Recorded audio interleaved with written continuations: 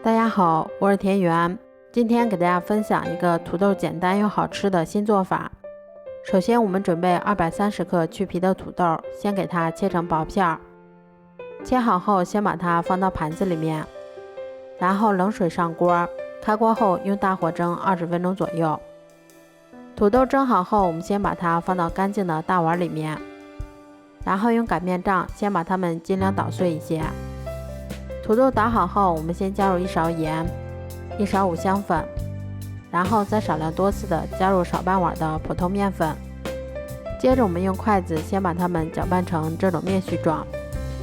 然后再下手帮它们揉成像这样偏软一些的光滑面团。面团揉好后，我们再把它擀成一张厚度约3毫米的长方形饼皮。擀好后，我们再像这样用模具或者瓶盖按压成自己喜欢的形状就可以啦。接着我们把电饼铛先预热刷油，然后再把我们做好的生胚依次放到电饼铛里面，全程用中小火慢烙，中间我们给它勤翻动一下，确保受热均匀，一直烙至两面金黄后就可以出锅啦。